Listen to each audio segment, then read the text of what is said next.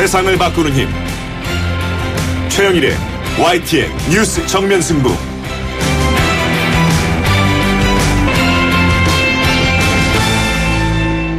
YTN 뉴스 FM 뉴스 정면 승부 3부 시작합니다.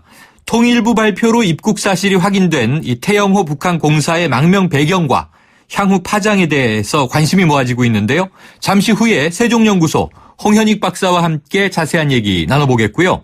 오늘은 고 김대중 전 대통령 서거 7주기 되는 날이죠. DJ 정신의 의미와 함께 최근 다시 논쟁이 시작된 건국절에 대한 의견, 고 김대중 전 대통령의 마지막 비서관이었던 국민의당 최경환 의원 연결해서 이야기 들어보겠습니다.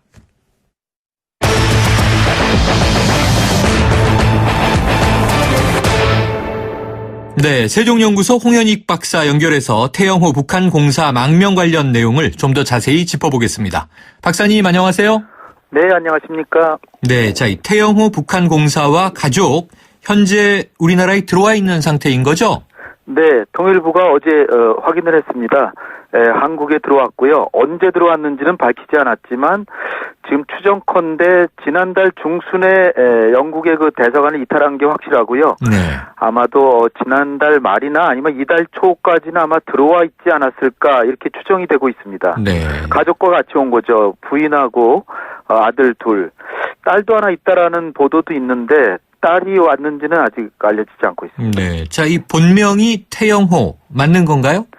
네, 통일부에서 태영호가 본명이라고 이제 확인했기 때문에 네. 태영호라고 이제 불러주는 게 이제 예인 것 같습니다. 네. 그리고 통일부는 지금 아무래도 이 사람이 이제 고위급이기 때문에 97년 장승길 이집트 북한 대사가 미국으로 망명한 이후에 최고위층입니다. 네. 그러니까 한국으로 넘어온 외교관 중에는 최고위층이다 이렇게 보면 되고요. 네. 그래서 이 사람에 대한 이제 신상털기 같은 게 너무 계속되면은 네. 상당히 신변 보호하거나 또 한국에 정착하는데 어려움이 있지 않을까 이런 문제도 네. 사실은 있습니다. 네. 그러나 어쨌든 이 의미가 너무나 크기 때문에 북한 체제가 혹시 이걸로 저 엘리트층부터 분열이 되고 있는 게 아닌가 이런 생각들이 이제 나오게 될 네. 수밖에 없는 거죠. 그래서 이제 국민들 관심이 높을 수밖에 없는데요. 네. 이 탈북 경로나 입국 경로 또 시점, 가족 관련 내용은 이 외교적 마찰이나 신변 보호 등을 이유로 이제 공개되지 않았죠. 그런데 추측해 본다면 어떻게 보세요? 지난달 중순에 이 태공사의 아들이 이제 큰 아들은 26이고 대학교에서 뭐 공중보건으로 학위인데 무슨 학위인지 모르겠어요. 네. 26살이고 둘째 아들이 고등학교를 졸업하고 명문 임피리얼 컬리지 런던 여기를 들어가서 컴퓨터나 수학을 공부하려고 하는 굉장히 머리가 좋은 모양입니다. 굉장히 좋은 학교고요. 그래서 그 아들하고 SNS를 늘상 하는 친구가 있는데 매일 SNS인데 지난달 중순부터 끊어졌다. 그 얘기는 이제 아들이 사라진 거죠. 네. 그러면 아마 그 가족이 다 사라진 걸로 여겨지는 걸로 봐서 지난달 중순쯤에 아마도 뭐 우리 정보부나 아니면은 영국의 MI6라든지 그런데 도움을 얻어서 중국의 보도는 바로 한국으로 오지 않았을까 이런 얘기도 있는데요. 네. 지난달에 러시아의 상트페테르부르크에서도 외교관이 하나 이제 탈북했는데 네. 그 사람 경우 보면은 외교관 여권을 사용하지 않고 일반 여권을 사용해서 공항으로 가가지고 바로 북한하고 아무 관련이 없는 이름 모를 가능한 유명하지 않은 항공사 비행기를 타고 네. 그리고 제장국으로 가서 또 다른 비행기를 타고 또 다른 비행기를 타서 거기서 망명을 신청했다.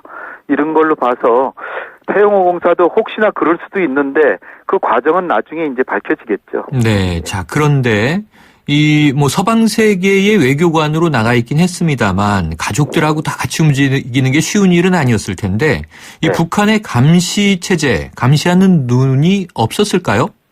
네, 문제는 어디 있냐면 감시하는 눈은 많죠. 네. 대사도 감시하고 국가안전보위부 요원도 나가 있을 테고 네네. 2중 3중으로 상호 감시하게 하고 그리고 공항에서도 이게 외교관이 신분이면은 바로 이렇게 연락이 되고 이제 그렇지만 중요한 것은 태영호라는 사람 자체가 이데올로기나 선전 대외관계 담당이었기 때문에 네. 이 사람이 감시자 그 자체였다는 거죠. 아하. 그러니까 자기가 감시를 했기 때문에 어디가 빈틈인지도 잘 알고 감시자가 탈출하는 데야 그걸 누가 막겠습니까? 네, 그러네요. 그러니까 오히려 가장 신복인 사람이 오히려 탈북을 해서 네. 탈북은 오히려 쉬웠을 가능성이 있고요. 그러나 이제 김정은이나 그 최고 지도부가 지금 느끼는 참담함이나 당혹감 네. 이런 건 매우 크겠죠. 진짜 믿어서 웬만하면은 가족들 중에 일부는 이제 평양에 남겨놓는데 네. 이 태공사 경우에는 아들 둘을 다 영국에서 공부시키고 같이 살게 해줄 만큼 믿었는데 작년에는 또 김정은의 형 김정철이 에릭 크랩튼 공연하는데 같이 에스코트까지 했잖아요. 그러니까 그만큼 믿었던 사람인데 이 사람이 탈북할 줄은 정말 몰랐던 거죠. 그것도 탈북을 해도 다른 나라로 간 것도 아니고 한국으로 왔기 때문에 아마 북한의 김정은이는 아마 며칠 밤 못 자지 않았을까 이렇게 생각이 됩니다. 북한이 허를 찔렸다 이런 말씀이신데요. 자, 지금 잠깐 언급은 해주셨습니다만 어떤 인물인지 오늘 이야기가 참 분분합니다. 네. 그동안 핵심적으로 어떤 일을 맡아왔던 인물인가요? 그간에는 이제 고등학교 졸업하고 아버지가 빨치산의 그 김밀성과 같이 유격대원이었고 그래서 대장 출신이라는 얘기도 있는데 이건 확인은 안 됐습니다. 우리 정부도 확인은 안 해주고 있고요. 그런데 이제 고등학교 졸업하고 오진호 같은 이제 빨치산의 자손들하고 같이 베이징에 고등학교 때 유학을 가서 영어하고 중국어를 배웠고 귀국해서 국제관계대학을 나온 다음에 덴마크의 또 언어 요원으로 김정일 통역 요원으로 덴마크에 갔다가 덴마크 대사관이 이제 폐쇄되니까 스웨덴에 가서 근무하다가 다시 외교부로 들어와서 유럽 과장을 하다가 그리고 나서 영국에 한 10년 근무를 했는데 보통 이렇게 한 나라에 10년씩 이렇게 안 두고 한 3년 두고 다른 데로 돌리는데 굉장히 신임이 두터웠던지 10년이나 있었고 지금은 부대사격으로 선전선동 그리고 대외관계를 담당하는 공사를 맡고 있었다는 겁니다. 네, 자, 이 망명 이유와 관련해서요, 이 자녀의 미래에 대한 고민이 있었다 이렇게 알려지고 있는데요. 네. 이전의 탈북 사례들과는 좀 다른 특징 아닌가요? 그러나 이제 아주 유사한 사례가요. 아까 말씀드렸던 1997년에 벌써 19년 전이지만 장승길 이집트 주재 북한 대사가 망명을 했는데요. 네. 이 장승길은 사실 아들 때문에 망명했다 이렇게 여겨집니다. 아하. 아들이 이집트에서 좋은 학교를 다녔는데 아들이 굉장히 아들을 사랑했는 모양이에요. 그런데 이 아들이 한국의 총영사였던 러시아 대사하셨던 정태익 대사에게 전화를 걸어와서 한국에 가면은 혹시 마음대로 공부를 할 수 있나 이렇게 물어봤다는 겁니다. 그래서 이제 잘 달래가지고 망명을 했어요, 혼자. 한국으로 와버렸거든요. 그러니까 당연히 북한 당국에서 당시는 김정일이죠. 김정일이 장승길 대사를 소환해야 되는데 소환을 안 하고 그냥 놔뒀습니다. 그 이유는 장승길의 부인이 유명한 인민배우 출신인데 김정일이 그 배우들을 굉장히 좋아하잖아요. 네, 그렇죠. 그래서 귀임시키지 않고 그냥 놔뒀더니 1년 뒤에 아들이 보고 싶어서 탈출했는데 이 귀임 시간이 돼서 북한으로 가지 않고 이집트 주재 미국 대사관으로 갔습니다. 그래서 미국으로 가서 지금 살고 있죠. 그러니까 그렇군요. 아들 때문에 만약에 현 공사도 아들 영향이 컸다면 상당히 비슷한 사례가 되지 않을까 이렇게 봅니다. 그러네요. 그런데 또 한편으로는 이제 일종의 생계형 탈북 아니냐 이런 또 분석도 있습니다. 보니까 영국에서 생활이 그리 넉넉했던 것 같지 않고요. 통치자금 때문에 상당한 압박도 있었다. 어떨까요? 저도 놀란 게 이제 보도들을 쭉 보면서 한 2년 전에 태공사 스스로 얘기하기를 자신이 월급이 한 달에 우리 돈으로 173만 원이다 이렇게 얘기를 했습니다. 사실 173만 원이면은 영국의 물가는 서울보다도 훨씬 더 비싸거든요. 그렇죠. 그러면 공사라고 하면 대사관의 2인자인데 200만 원도 안 되는 돈으로 어떻게 살았을까? 자기가 평양에 있는 친구들은 수영장이나 사우나 같은 궁전에 살 줄 알지만 사실은 침실 2개의 비좁은 부엌에서 살고 있다. 그러면서 이건 태공사 스스로 얘기한 건데요. 북한의 외교관들이 불법적인 방식을 포함한 창의적인 방식으로 현금을 마련해 먹고 살아. 이런 그 압박을 받았다는 겁니다. 그런데다가 영국이 인권을 중시하는 나라라서 인권에 대해서 계속 그 북한 외교관들을 압박해 들어오죠.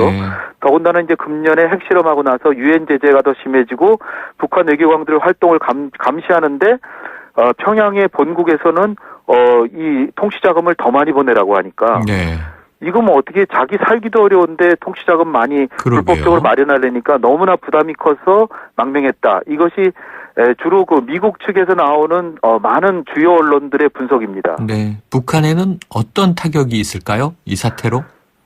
지금 뭐 김정은이는 다시 이제 재점검할 수밖에 없죠. 자기가 가장 믿는 도끼의 발등이 찍히고, 네. 그 종업원들, 식당 종업원 집단 탈북도 마찬가지 네네. 경우인데, 다, 어느 정도 특권층 자식들이거든요. 그렇기 네. 때문에 지금 그 검열조를 다, 전 세계에 파견해서 다 검열하고 있고, 특히 이제 뭐 이런 효과는 있을지 모르겠습니다.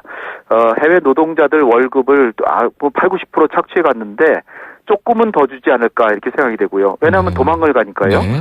조금은 더 주지 않을까 생각도 되고 그 대신에 뭐 핸드폰 같은 건 못 쓰게 하고 자산 검열하려고 수시로 검열조 파견하고 네. 이런 식으로 가겠지만 이게 대외 북한 외교관들의 사기를 저하시키고 네. 북한이 뭔가 해외에서 사업하려는 것이 대부분 접게 될 수도 있는 그만큼 위축되는 활동을 할 수밖에 없는 그런 상황이고 알겠습니다. 서로 불신이 깊어지니까 북한의 고위 관료들 사이에도 상당히 어떤 충성심에 대한 감시 감독은 심해지는데 사기는 죽기 때문에 김정은으로서는 굉장히 하여튼 불운한 나날을 보내지 않을까 이렇게 생각이 됩니다. 네, 박사님 오늘 말씀 여기까지 듣겠습니다. 고맙습니다. 네, 감사합니다. 지금까지 세종연구소 홍현익 수석연구위원이었습니다.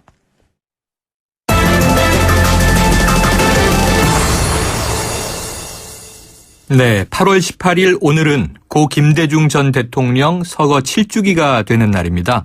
야권은 일제히 한 목소리로 DJ 정신의 계승을 다짐했는데요. 그런가 하면 이 박근혜 대통령의 지난 광복절 경축사 이후에 건국절 논쟁이 또다시 불붙은 분위기입니다. 새누리당은 김대중 노무현 대통령도 건국절을 많이 언급했었다. 이런 이야기도 꺼내고 있는데요. 고 김대중 전 대통령의 마지막 비서관이었던 국민의당 최경환 의원 연결해서 DJ 정신과 이 건국절 논란에 대한 입장을 들어보겠습니다. 최 의원님 나와 계시죠? 네, 안녕하세요. 국민의당 최경환 의원입니다. 네, 안녕하세요. 자, 오늘 오전에 추모식이 열렸습니다. 네. 김대중 전 대통령을 정말 지근거리에서 보좌했던 분으로서 오늘을 맞는 소회가 좀 남다르실 것이다 여겨지는데요. 어떠셨습니까? 네. 오늘이 이제 김대중 대통령께서 돌아가신 7년째 되는 날인데요. 네. 개인적으로는 국회의원이 되어서 맞는 첫 기일입니다. 네. 네, 감회가 큽니다. 김 대통령의 유지, 정신, 정책, 이것을 어떻게 잘 이해받을까 하는 그 책임감을 느끼고 있습니다. 네. 네. 자, 이희호 여사님이 올해 95이 되셨어요. 네, 그렇습니다. 이 건강도 많이 걱정되고 하는데, 자, 오늘 어떤 말씀 하셨습니까? 거동하시는 데는 거동을 하시긴 하지만 많이 좀 불편하신 편이고요. 네. 오늘 여러분들이 오셨어요. 여야 지도자들 전부 오시고 네. 정부에서도 오시고 특히 눈에 끌었던 것은 김영삼 전 대통령의 아드님 김현철 네네. 씨, 또 노무현 대통령의 아드님 노건호 씨 네네. 이런 분들이 오셨는데 두 분 그 아드님들의 손을 붙들고 고맙다고 연신 고맙다 이런 말씀을 하셨어요. 네. 예, 다른 대통령님 아들들을 보시면서 많이 고마워하시는 그런 네. 표정을 지으셨습니다. 네. 자, 오늘이 되면요. 한 목소리로 언급하는 대목이 있습니다. 바로 이 DJ 정신 계승인데요. 네. 자, 이 DJ 정신 어떻게 좀 설명해 주시겠습니까? 그렇죠. 김대중 대통령은 우리 현대사에서 또 특히 현대 정치사에서 빠뜨릴 수 없는 분인데요. 우리가 암흑했던 군인주의 정권 하에서 정치를 시작하면서 분단국의 현실에서 두 가지 주제, 민주주의의 문제, 또 한반도 평화와 통일의 문제, 네. 이걸 붙들고 정치를 하신 분이거든요. 근데 많은 어려움이 있었지만 도전하고 그러면서 그런 신념들을 굽히지 않고 특히 저는 이제 우리 국민과 오랫동안 소통에 성공했다. 또 여러 가지 정치적 현안들에서 그냥 자신이 추구하는 가치만을, 정책만을, 가치를 주장하는 것에 그치지 않고 문제를 하나하나 해결하는 능력을 가졌다. 네. 이런 점에서 우리가 DJ 정신을, 김대중 정신을 생각해야 된다고 보고 있습니다. 네. 저도 젊은 시절에 워낙 정치적 영향력을 많이 받아서 행동하는 양심 이렇게 이제 기억이 되는데요. 네, 그렇습니다. 자, 지금 DJ맨으로 불리는 분 상당수가 국민의당으로 옮겨간 상황이죠. 지금 최 의원님도 많이 계십니다. 네. 최 의원님도 지금 국민의당에 몸담고 네, 계시고요. 네. 자, 현재 국민의당이 호남 기반인데요. 네. 지금 말씀 주신 DJ 정신을 좀 제대로 계승하고 있다. 이렇게 보십니까? 그렇습니다. 이렇게 이 정치적 상황이 이렇게 돼가지고 특히 야권이 두 개로 갈라져서 보이는 것에 대해서는 여러 정치적 상황이 있었다는 말씀을 드리고요. 네. 김 대통령 유지는 야권은 단결하고 연합하라는 것입니다. 아하. 앞으로 어떻게 단결할 것이냐, 단결의 방법을 어떻게 찾을 것이냐는 부분이 김대중 대통령이 따랐던 분, 네. 앞으로 따르려고 하는 분들이 최고의 과제라고 생각하고요. 네. 지금에서는 이제 정당을 통합하자는 이야기도 있고, 연합 정치를 하자는 이야기도 있고 그러는데, 네. 단결의 방법으로서. 그렇지만 우리가 제 생각에는 4.13 총선의 국민들의 선택이 네. 3당 구도를 만들어 줬습니다. 네. 양당 간의 적대적인 공생 관계를 벗어나서 협치의 3당 구도를 만들어 줬는데요. 이렇게 이제 그 국민들의 뜻을 받들어서 야권의 단결을 필요한 방법으로서 저는 연합 정치, 즉 네. 더불어민주당, 국민의당, 정의당 이런 야권 전체가 연합해서 그 야권 진영의 소망인 내년 정권 교체를 이룩하는 것이야말로 네. 바로 김대중 정신을 계승하고 따르는 것이다 이렇게 생각하고 있습니다. 네, 의원님 현재는 당 통합보다는 이제 이 야당 간의 연합이다 이렇게 말씀 주셨으니까요. 네, 그렇게 생각하고 있습니다. 자, 이제 내년이 대선이지 않습니까? 네. 그럼 이제 두 야당 우선 뭐 국민의당과 더불어민주당 어떻게 좀 이 연대 혹은 말씀하신 연합 내년 대선을 바라보고 함께하면 좋을까요? 어떤 방식을 좀 제안하고 싶으세요? 국민들에게 생각도 비슷하고 정책도 비슷한 당들이 이렇게 두 개로 나누어져 있는 것은 좀 불편한 일입니다. 네. 그래서 당은 서로 다르지만 서로 지지 세력들을 규합해 나가면서 과거의 DJP 연합처럼 정책을 분명히 공동정책 또 권력의 분점 이런 문제에 대해서 공개적으로 토론하고 하면서 또 후보를 하나의 링에 올려서 정하는 이런 절차들을 밟아 나가야 된다고 생각합니다. 네. 자, 지금 현재 또 한 가지 벌어지고 있는 뜨거운 이슈가요. 바로 이 네. 건국절 논란이지 않습니까? 네. 이 최근 새누리당에서요. 이 김대중 정부 시절에도 건국절을 많이 언급했었다. 이렇게 이야기하던데 이거 맞습니까? 그렇죠. 우리 국민의 정부 시절에도 제2 건국운동을 국가적 정부 차원에서 진행했고요. 네. 근데 지금 이야기하는 그 건국절 논란하고는 다른 내용이었고요. 네네.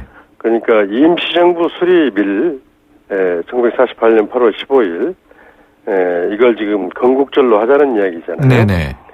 그런데 지금은 어떤 의도가 있는 것 같아요. 우리 헌법에는 이제 1919년 임시정부의 법통을 잇는 것을 명시하고 있습니다. 네. 만약 48년 건국절 이렇게 하게 된다면 또 그분들의 의도가 임시정부 법통이나 또 항일운동의 역사를 부인하는 것으로서 그런 맹점들을 가지고 있습니다. 네. 그래서 임시정부 수립일로서 우리가 기념하는 것으로 되지 않겠느냐는 생각이 그것으로도 되지 네. 않겠느냐 생각을 하고 있고요.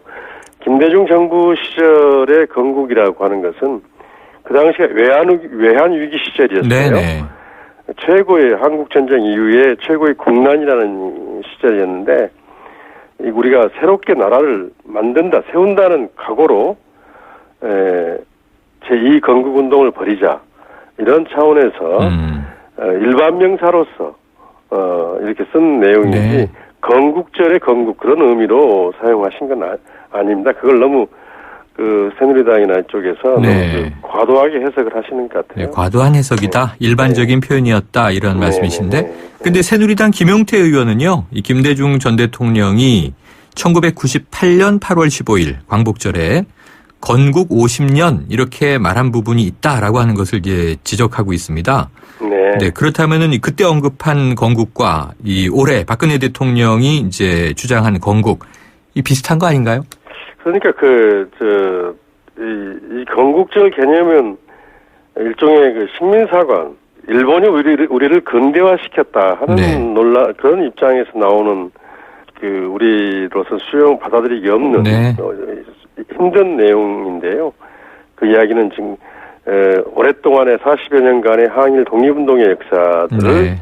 부인하고 임시정부의 법통을 부인하는 네. 그런 결과를 낳거든요. 김 대통령이 그때 쓴 것은 아까도 앞에서 말씀하신 나라를 이 임시정부를 수립했다는, 그 당시는 건국 그 임시정부 수립 그게 네. 혼용돼서 사용되었던 시절이었고, 네. 그런 차원에서 지금이 건국절을 만들자고 하는, 또 법제화하자는 그런 주장과는 네. 전혀 다른 내용이라고 할 수 있습니다. 어쨌든 이 맥락은 다르다 이런 말씀이십니다. 네. 자, 그런데 새누리당의 이정현 대표는요, 이 건국절 법제화를 주장하면서 야당의 생방송 토론을 하자 이런 제안도 했어요. 그럼 네. 국민의당은 이 문제 받으실 겁니까? 글쎄, 한번 당에서도 지금 논의를 해봐야겠는데요. 네. 예, 헌법 정신을 수호하고 또 역사 정의, 아까 말씀드린 우리가 확립된 역사를 지키는 차원에서 광복절을 지키는 게 맞다고 보고요. 네. 그런 점에서 그런 토론이라는 것은 지금 근데 그 의도들이 지금 이정현 대표께서 하시는 말씀이 좀 과거의 해방 이후에 뭐 이념 대립을 부추기는 것처럼, 네. 좌우 논쟁을 붙이는 것처럼 과도하게 논쟁화시키고 있는 것 같아요. 아하. 그런 점에 대해서는 네. 좀 먼저 지적을 해드리고 싶습니다. 네. 자, 최 의원님, 오늘 김대중 전 대통령 추도식에서 네. 이 문재인 더불어민주당 전 대표가요, 네. 안철수 전 대표와 어떤 방식이든 함께 힘을 모아서 반드시 정권 교체를 해낼 것이다. 이런 언급을 했습니다. 네. 이 안철수 전 대표는 이 언급을 회피했어요. 어떻게 보십니까? 거기에서 제가 현장에 있었는데요. 네네. 거기에서 뭐 대화를 나눌 수 있는 상황들은 아니었던 것 같고요. 네네. 그리고 안철수 대표가 말을 회피했다는 것은 그건 좀 이해하기 힘든 이야기. 표현에 좀 어폐가 있는 겁니까? 예. 네. 그래서 아까 저도 앞에 말씀드렸는데 야권은 단결하고 연합해야 된다. 네. 이런 측면에서 그래서 뭐 일반적인 문재인 대표 말씀도 일반적인 이야기로 받아들이고 네. 있습니다. 네. 알겠습니다. 의원님, 오늘 말씀 여기까지 듣죠. 고맙습니다. 네, 감사합니다. 지금까지 국민의당 최경환 의원이었습니다. 여러분, 자주 움직여야 합니다. 하루 종일 앉아있는데 어떻게 3초면 충분합니다. 책상 교체 없이 바로 올려 사용하세요. 스마트 오피스를 위한 베리데스크. 여러분의 업무 자세와 능률을 함께 올려드립니다. 베리데스크.